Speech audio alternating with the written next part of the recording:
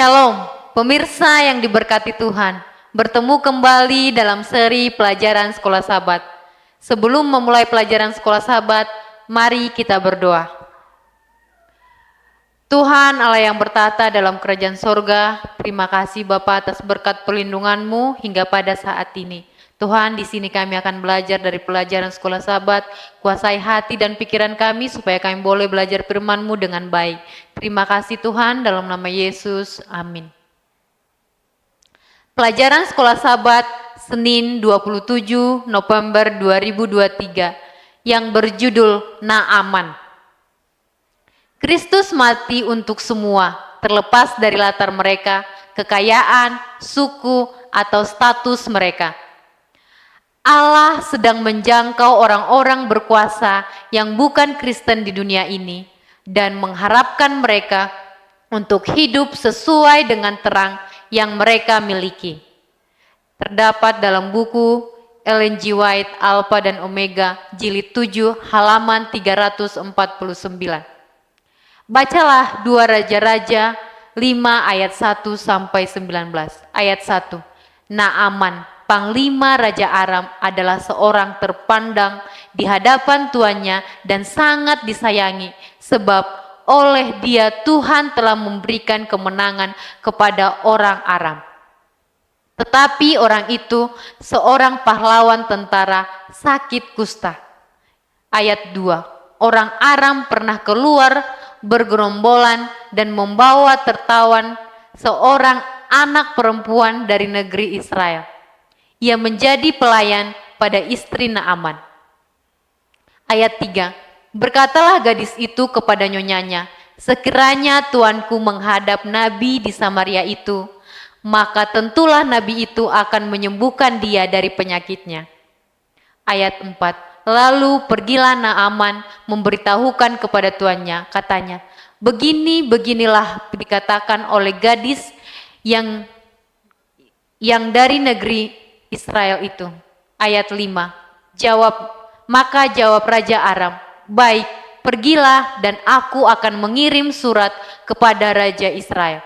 Lalu pergilah Naaman dan membawa sebagai persembahan 10 talenta perak dan 6.000 shikal emas dan 10 potong pakaian.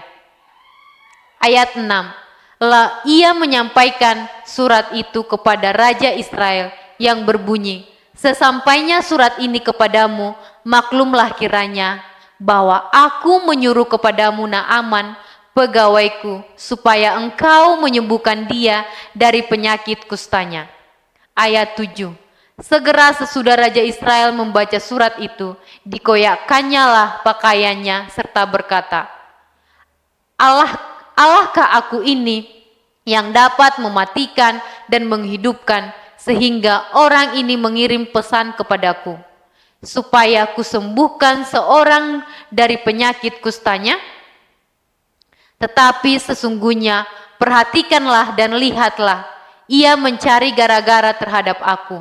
Ayat 8. Segera sesudah didengar Elisa, abdi Allah itu, bahwa Raja Israel menggoyakkan pakaiannya, dikirimnyalah pesan kepada raja, bunyinya, mengapa engkau mengoyakkan pakaianmu?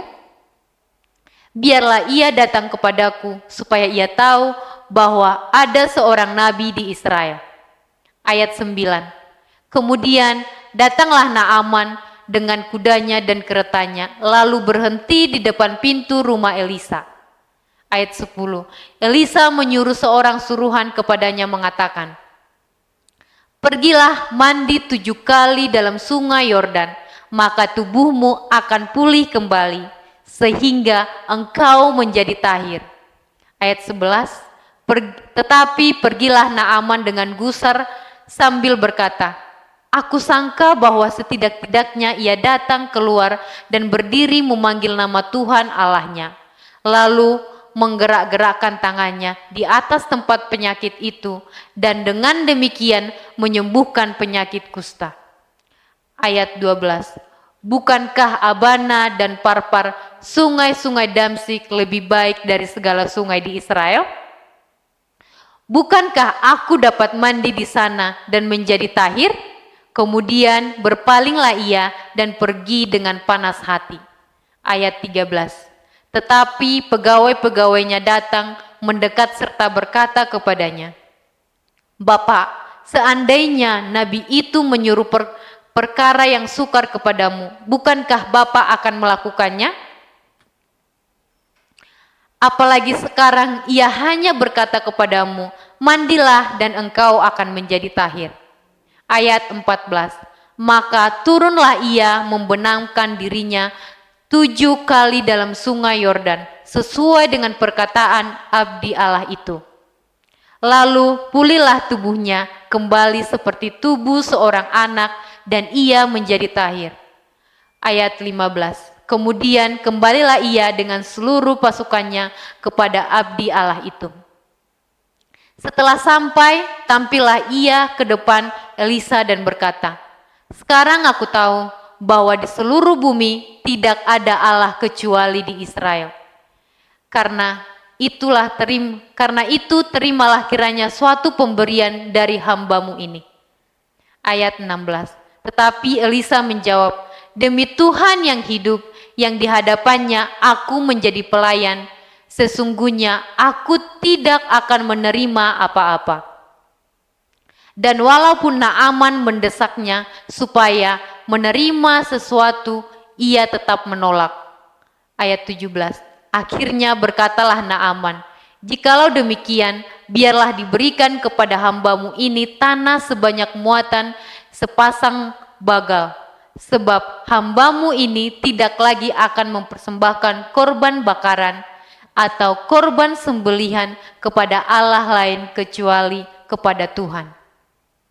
Ayat 18.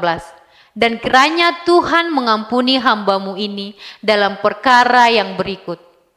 Apabila tuanku masuk ke kuil Rimon untuk sujud menyembah di sana dan aku menjadi pengapitnya, sehingga aku harus ikut sujud menyembah dalam kuil Rimon itu.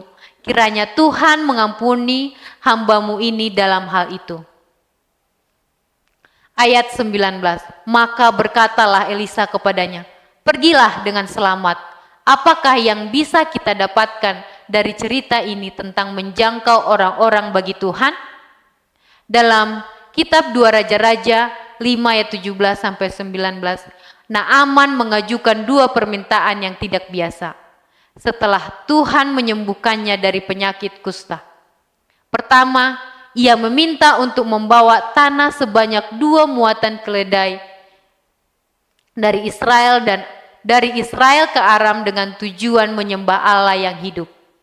Dia menyatakan, sebab hambamu ini tidak lagi akan mempersembahkan korban bakaran atau korban sembelihan kepada Allah lain kecuali kepada Tuhan. Dalam kitab 2 Raja-Raja 5 ayat 17. Meskipun Naaman sekarang menjadi orang yang percaya kepada satu-satunya Allah yang benar, permintaannya yang pertama menunjukkan bahwa pengaruh penyembahan berhala masih menguasai pemikirannya sampai taraf tertentu. Panglima Aram itu menganggap Allah Israel sebagai ilah yang harus dihormati melalui tanah dari negeri itu. Meskipun Naaman mengakui kenyataan bahwa tidak ada Allah selain Tuhan Israel, ia tidak sepenuhnya melepaskan diri dari anggapan bahwa Allah dengan suatu cara tertentu terhubung dengan tanah Israel. Maka di negerinya sendiri ia ingin beribadah kepada Allah di tanah Israel.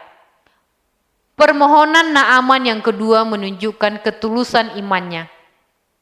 Meskipun ia bertekad untuk beribadah hanya kepada Allah yang di surga, ia menyadari bahwa melakukan penyembahan seperti itu di negerinya sendiri yang penuh dengan penyembahan berhala tidaklah mudah. Di sisi lain, Raja Aram masih menyembah dewa Rimon, dan dalam jabatannya ini Naaman akan menjadi pengawal raja. Meskipun Naaman tidak berniat untuk meninggalkan tugasnya mengawal raja duniawi ia tidak ingin dianggap menyembah Rimon. Setelah menyerahkan hatinya kepada Yahweh, Naaman tidak ingin membuat kelonggaran apapun terhadap penyembahan berhala dengan menyembah ilah-ilah kafir. Ia juga tidak ingin ada kabar yang sampai kepada Elisa bahwa ia melakukan hal itu. Elisa menjawab permohonan Naaman dengan berkata, "Pergilah dengan selamat," terdapat dalam 2 Raja-Raja 5 ayat 19. Kata-kata ini tidak boleh dianggap sebagai ungkapan persetujuan atau tidak kesetujuan atas permintaan Naaman untuk berpisah.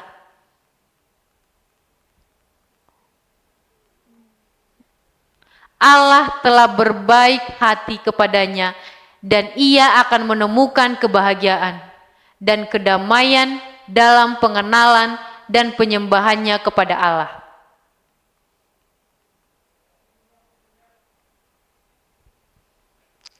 Naaman adalah seorang petobat baru, seorang pria dengan kehati-hatian yang akan bertumbuh dalam kekuatan dan kebijaksanaan jika ia berpegang teguh pada imannya yang baru. Allah menuntun orang-orang yang baru bertobat selangkah demi selangkah.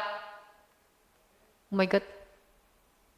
Dan mengetahui saat yang tepat untuk menyerukan pembaharuan dalam suatu hal. Prinsip ini harus selalu diingat oleh mereka yang bekerja keras untuk keselamatan jiwa-jiwa. Terdapat dalam SDA Bible Commentary halaman jilid 2 halaman 878. Pelajaran-pelajaran ini, apakah yang harus kita pelajari dari cerita ini sehubungan dengan tidak mendorong orang terlalu cepat? Secara khusus, mereka yang datang dari latar belakang atau budaya bukan orang Kristen. Tuhan memberkati. Mari kita berdoa. Tuhan Allah yang bertata dalam kerajaan surga, terima kasih Tuhan, kami sudah belajar dari pelajaran-Mu yaitu pelajaran sekolah Sabat. Biarlah Tuhan apa yang kami dengarkan boleh menjadi bagian dalam kehidupan kami dan kami dapat melakukannya sesuai dengan kehendak-Mu. Terima kasih Tuhan, dalam nama Yesus, amin.